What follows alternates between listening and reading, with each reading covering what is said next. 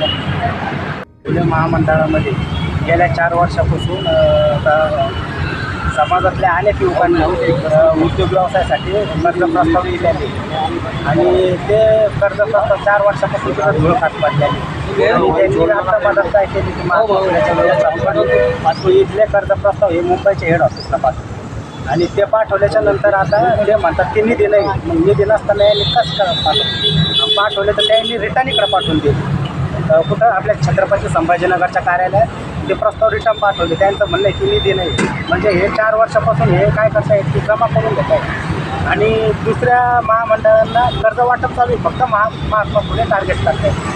आता ते तिथं काही घोळ पण झालेला आहे वाटतं. आंबेडकरी चळवळीचे जे नेते आहेत काही त्यांनी आरोप केलेले आहे की त्यांच्यावरती 200-250 कोटीचा घोळ झालेला आहे. तर त्याच्यातले 3 जण सस्पेंड झालेले, एक शोभा कराड मॅडम प्रादेशिक विभागाच्या, एक शेख साहेब आणि एक राठोड साहेब. तर आता तिथले जे व्यवस्थापकीय संचालक आहे बाबासाहेब बेलदार याला ते सर्व जबाबदार आहे का कोण आहे? तर सर्व जबाबदार तेच आहेत, पूर्ण महाराष्ट्रामध्ये तेच जबाबदार आहे. तर असंही आरोप केले जातो का ते लाभार्थ्यांना व्यवस्थित बोलत नाही, भेटतही नाही काहीच.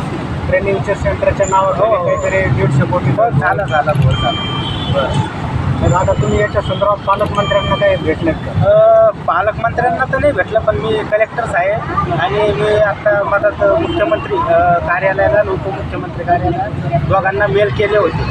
तर त्यांचेही मेल आले, परत हर्षदीप कांबळे साहेबांचेही मेल आले की आता त्यासाठीच आपण इथं उपोषणाला बसतो. नाही आता हे महामंडळ ते सामाजिक न्याय विभागाच्या अंतर्गत येतं. संजय शिरसाट त्याचे मंत्री आहेत, तर त्या संदर्भात काही तुम्ही त्यांना भेटणार आहे का?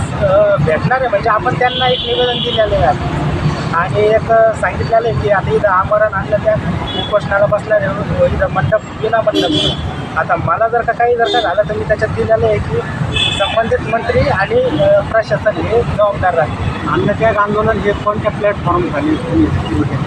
RK आठवले पक्ष काही पक्ष नेत्यांनी काही काय भेट वगैरे दिली का? हो, भेट म्हणजे त्यांच्या मार्गदर्शनाखाली चालू आहे. नेते बाबूराव कदम दादा यांच्या मार्गदर्शनाखाली आणि ते आता आज आठवले साहेब आले त्यांच्या दौऱ्यासंग ते गेल्याने नंतर भेट देणारे चित्र. पुढची भूमिका काय असणार आहे? जोपर्यंत आपले समजा हे मागण्या पूर्ण होत नाही तोपर्यंत मागे उठणार. आणि आपलं नाव विकास भास्कर राव.